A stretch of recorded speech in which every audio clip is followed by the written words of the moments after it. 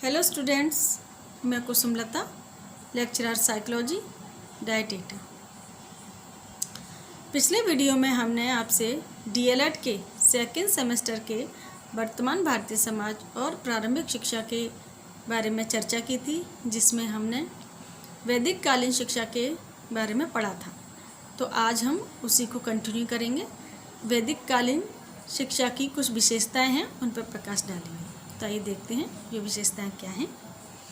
वैदिक कालीन शिक्षा को जीवन के विभिन्न क्षेत्रों में पथ प्रदर्शन करने वाला प्रकाश का स्रोत माना जाता था, जिससे मानव का सर्वांगीण विकास संभव था। वैदिक कालीन समय में एक उपनयन संस्कार किया जाता था। आइए देखते हैं उपनयन संस्कार किसे कहते थे। जब बच्चा अपने गुरु के पास शिक्षा ग्रहण करने के लिए जाता था तो उसका उपनयन संस्कार किया जाता था। उपनयन का शाब्दिक अर्थ होता है पास ले जाना। बालक गुरु से प्रार्थना करता था कि मैं ब्रह्मचर्य जीवन व्यतीत करने आपके पास आया हूँ, मुझे ब्रह्मचारी बनने दो। तो जो गुरु थे वह बालक से पूछते थे कि तुम किसके ब्रह्मचारी हो, तो बालक उत्तर देता था कि गुरुदेव मैं आपका ब्रह्मचारी हूँ। इस प्रकार उसका उपनयन संस्कार किया जाता था और बच्चे को गुरु के पास छोड़ दिया जाता था। वह बच्चा अपने गुरु के पास रहकर शिक्षा ग्रहण करता था। शिक्षा ग्रहण करने से पहले यानी उपनयन संस्कार से पहले उस बालक को शूद्र कहा जाता था, लेकिन शिक्षा ग्रहण करने के बाद उसको द्विज कहते थे। यानी शिक्षा ग्रहण करने के बाद जो बालक द्विज कहलाने लगता था। वैदिक काल में जो उपनयन संस्कार होता था वह प्रत्येक वर्ग का अलग अलग होता था, क्योंकि वैदिक समय में वर्ण व्यवस्था कठोर थी। इसी प्रकार वर्ण व्यवस्था के आधार पर ब्राह्मणों के बच्चों का उपनयन संस्कार 8 वर्ष की उम्र पर होता था और क्षत्रियों के बच्चों का उपनयन संस्कार 11 वर्ष की उम्र पर होता था और आपके वैश्यों का जो बच्चे होते थे उनका उपनयन संस्कार 12 वर्ष की आयु में कराया जाता था। अध्ययन काल की साधारण अवधि 24-25 साल मानी जाती थी, यानी 24 साल तक बच्चा अपने गुरु के पास रहकर शिक्षा ग्रहण करेगा। उसके बाद में जब वह 25 साल का हो जाएगा तब वह अपना ब्रह्मचर्य जीवन समाप्त करके गृहस्थ जीवन में प्रवेश करेगा। इसी प्रकार जो वैदिक समय में शिक्षा दी जाती थी उसमें शिक्षण का जो समय था वह हमें लिखित रूप में नहीं मिला है, इसलिए इसे हम अपना अनुमान ही मानकर चलते हैं, क्योंकि जो भी शिक्षा दी जाती है या हम भी लोग पढ़ते हैं तो सुबह का समय बहुत अच्छा होता है पढ़ने के लिए। इसी प्रकार वैदिक समय में भी जो पढ़ने का समय होता होगा वह प्रातःकालीन समय में होता होगा। उसके बाद भोजन का समय, फिर विश्राम करने के बाद में सायंकालीन समय में शिक्षा प्रदान की जाती होगी। ये हमारा अपना अनुमान है। इसी प्रकार शिक्षा की अवधि, यानी वैदिक काल में शिक्षा की अवधि क्या थी।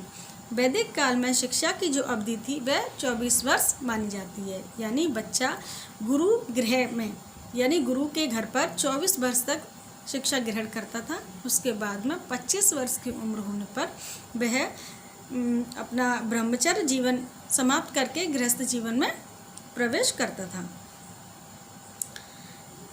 पाठ्यक्रम, जो वैदिक समय में पाठ्यक्रम की जो व्यवस्था थी वह दोनों प्रकार की थी, यानी पाठ्यक्रम में आध्यात्मिक तथा भौतिक दोनों प्रकार के विषयों को पढ़ाया जाता था। लेकिन वैदिक काल में वर्ण व्यवस्था इतनी कठोर थी कि विषयों को वर्ण के आधार पर बांट रखा था कि इस वर्ण के जो बच्चे हैं वह इस विषय को पढ़ेंगे और इस वर्ण के बच्चे इस विषय को पढ़ेंगे।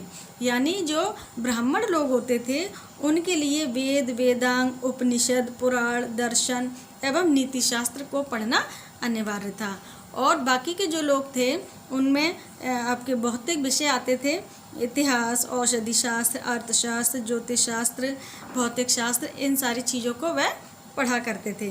तो जो पाठ्यक्रम था इस तरह से बटा हुआ था।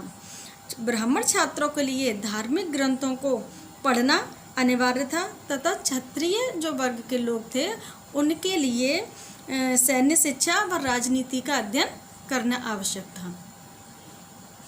इसी प्रकार उनकी शिक्षण विधि क्या थी? मौखिक विधि का प्रयोग करके मनोरंजन विधि से शिक्षा दी जाती थी। यानी इस काल में मोनोटोरियल व्यवस्था भी प्रचलित थी। उच्च कक्षा के छात्र निम्न कक्षा के छात्रों को पढ़ाते थे, है ना। जिस तरह से आप डीएलएड वाले बच्चे हैं, आप डीएलएड वाले छोटी स्कूलों में जाके मतलब छोटे क्लास के बच्चों को आप पढ़ा सकते हैं। तो ये जो व्यवस्था थी वह वैदिक काल में भी प्रचलित थी। उस समय गुरु और शिष्य का संबंध किस प्रकार का था? देखिए, डॉक्टर अल्टेकर के अनुसार वैदिक युग में छात्र तथा अध्यापक के मध्य संबंध किसी संस्था के माध्यम से नहीं होता था, अपितु सीधे उन्हीं के बीच में था। यानी आज के समय पर हम अपने स्कूल में जाते हैं तो संस्थाएं बनी होती हैं, उनके थ्रू हम स्कूलों में जाते हैं, उसके बाद हम शिष्यों से या गुरुओं से हमारी भेंट होती है।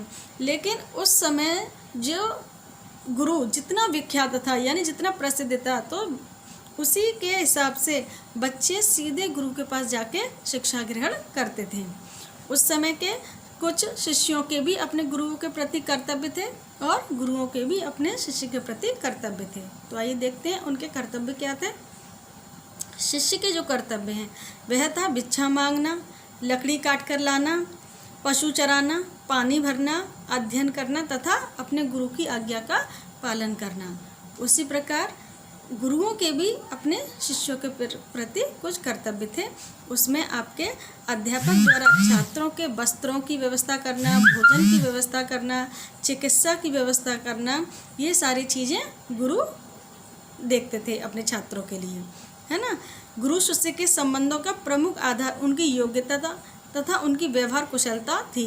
यानी जितना अच्छा बच्चा निपुण होता था पढ़ाई में, उसे उतना ही गुरु पसंद करते थे। और व्यवहार कुशलता यानी व्यवहार के आधार पर गुरु और शिष्यों का जो रिश्ता है वह ज़्यादा प्रगाढ़ होता था।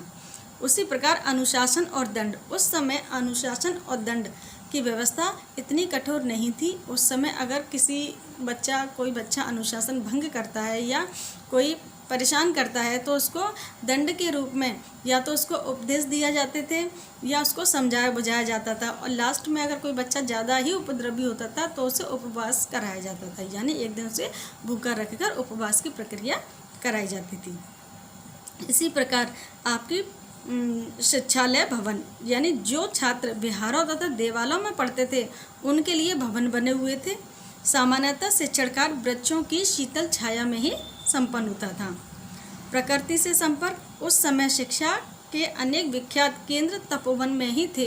यानी आप इमेजिन भी कर सकते हैं कि जो आपकी वैदिक कालीन शिक्षा थी, जो गुरु शिष्यों को देते थे, वह नदी के किनारे तपोवन में, वन में, जंगलों में दिया करते थे। तो उस जो प्रकृति थी उससे हमारा सीधा संपर्क होता था, क्योंकि उसी समय शिक्षक जो थे वह अपने शिक्षार्थियों को आदेश देते थे लकड़ी काट के लाने के लिए, पानी भर के लाने के लिए। तो बच्चे पानी भर के ला रहे हैं अपनी नदियों में से, झरनों में से, और लकड़ी काट के ला रहे हैं वनों से, यानी उनका प्रकृति के साथ सीधा संपर्क बना रहता था।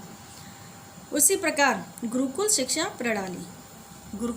प्रणाली क्या है, ये तो आप समझ ही गए कि गुरुकुल शिक्षा प्रणाली में शिष्य जो है गुरु के पास जाते हैं और उनसे वह शिक्षा ग्रहण करते हैं। तो ब्रह्मचर्य जीवन व्यतीत करते हैं और 24 साल तक वे गुरु के पास ही रहेंगे। उसके बाद में जब वह 25 वर्ष के होंगे तो वह अपने गुरु की मतलब जो विद्यालय का जो समय था उनका, उससे निकलकर वह गृहस्थ जीवन में प्रवेश करेंगे। ये सारी चीज़ें गुरुकुल शिक्षा प्रणाली में ही होती है। इसी प्रकार गुरु सेवा, बच्चे उस समय अपने गुरु की सेवा किया करते थे और सेवा का मौका देखा करते थे। किस समय हमें अपने गुरु की सेवा करने का मौका प्रदान हो, तो बच्चे उनके लिए दातुन तोड़कर लाया करते थे, नहाने के लिए पानी भर के लाया करते थे। और छात्र का प्रमुख कर्तव्य था अपने गुरु की आज्ञा का पालन करना। जो गुरु उनसे कहते थे वह तुरंत उसको किया करते थे। गुरु भी छात्रों से ऐसे कार्य नहीं लेते थे जिनके अध्ययन में बाधा पहुंचे, यानी गुरु भी अपने छात्रों से ऐसे काम नहीं करवाते थे जिससे उनकी पढ़ाई पर लोड पड़े।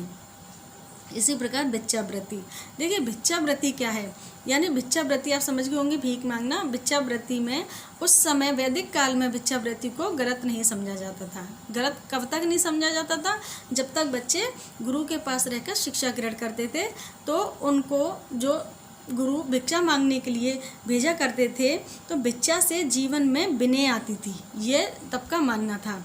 छात्र को यह अनुभूति होती थी कि समाज की सेवा तथा सहानुभूति से ही ज्ञान प्राप्ति एवं जीविकोपार्जन आ सकता है। छात्र जीवन की समाप्ति के पश्चात भिक्षावृत्ति निषिद्ध थी, यानी भिक्षावृत्ति को उस समय गलत नहीं समझा जाता था और गुरु अपने शिष्यों को भिक्षा मांगने के लिए गांव में भेजा करते थे, जिससे उनमें विनय की भावना हो और समाज के साथ मिलजुल कर रहने की, चलने की उनकी भावना जागृत हो उनके अंदर। लेकिन जैसे ही हमारा अध्यापन समय ख़त्म होता है, यानी हम पढ़ने के बाद में जैसे हम अपने गृहस्थ आश्रम में प्रवेश करते हैं, तब ये भिक्षा मांगना गलत होता था। यानी भिक्षा जो मांगने का समय था वह आपका शिक्षण प्रक्रिया के दौरान ही उचित था। आपका निःशुल्क एवं सार्वभौमिक शिक्षा, उस समय निःशुल्क और सार्वभौमिक शिक्षा का प्रचलन था, यानी कि गुरु सभी के लिए शिक्षा दिया करते थे और वो भी निःशुल्क, वह उनसे कोई भी शुल्क नहीं लिया करते थे। लेकिन जैसे ही बच्चे पढ़ लिख कर अपना जो लक्ष्य था उसे प्राप्त कर लेते थे, उसके बाद में वह अपने गुरुओं को गुरु दक्षिणा दिया करते थे। गुरु दक्षिणा के रूप में वह अपने गुरुओं को ज़मीन, पशु या अनाज, ये सारी चीज़ें उनको भेंट स्वरूप दिया करते थे। गुरु दक्षिणा इतनी कभी नहीं होती थी जो कि शिक्षक का पर्याप्त परिश्रमिक कहा जा सके। शिक्षा निःशुल्क होने के कारण सार्वभौमिक थी, सभी के लिए थी, किंतु कुछ लेखकों का विचार है कि शिक्षा अनिवार्य थी। ये सब वैदिक जो सभ्यता थी उसमें पाया गया है। अग्र शिक्षा प्रणाली यानी अग्र शिष्य प्रणाली क्या है? अग्र शिष्य प्रणाली में प्राचीन काल में अग्र शिष्य अर्थात कक्षा नायकीय प्रचलन था, यानी कि कक्षा में नायकीय प्रचलन था। उच्च कक्षा के बुद्धिमान छात्र निम्न कक्षा के छात्रों को पढ़ाया करते थे, जिस प्रकार आप पढ़ाते हैं, है ना। उसी प्रकार आपकी शिक्षा जो परीक्षा प्रणाली, यानी उस समय परीक्षा प्रणाली नहीं थी। जैसे आज के समय पे हम पदवी धारण करते हैं, अपना सेमेस्टर वाइज ख़त्म होने के बाद हमारी परीक्षा होती है, लेकिन वैदिक युग में ये सारी चीज़ें नहीं हुआ करती थी। जो बच्चों को पाठ पढ़ाया जाता था उसे वह उसी दिन पढ़ता था और दूसरे दिन उससे संबंधित जो भी उसकी समस्या होती थी उनको वह पूछा करता था, तो उसकी जो समस्याएं थी वहीं पर समाधान हो जाता था उनकी समस्याओं का। शिक्षा समाप्ति पर विद्यार्थी को स्थानीय विद्वानों की सभा में उपस्थित किया जाता था, जहां वह विद्वानों द्वारा पूछे गए प्रश्नों का उत्तर दिया करते थे। यह समावर्तन संस्कार के बाद होता था, यानी जब बच्चा पढ़ लिख कर तैयार हो जाता था तो उसका समय आ जाता था कि ब्रह्मचर्य जीवन त्याग कर वह गृहस्थ जीवन में जाए, तो उसकी निपुणता को जांचने के लिए विद्वानों की सभा बुलाई जाती थी और वह विद्वान उससे प्रश्न करते थे और बच्चा उनके जवाब देता था। उसके बाद विद्वान ये तय करते थे कि हाँ, ये अपने लक्ष्य को प्राप्त कर चुका है, ये निपुण हो चुका है। तो यही उनकी परीक्षा प्रणाली कहलाती थी। तो स्टूडेंट्स, हमारा ये जो वैदिक कालीन शिक्षा थी वह आज समाप्त हो गई। आगे हम पढ़ेंगे वैदिककालीन शिक्षा के बारे में, वैदिककालीन शिक्षा की विशेषताओं के बारे में। तो आज के लिए इतना ही। Thank you.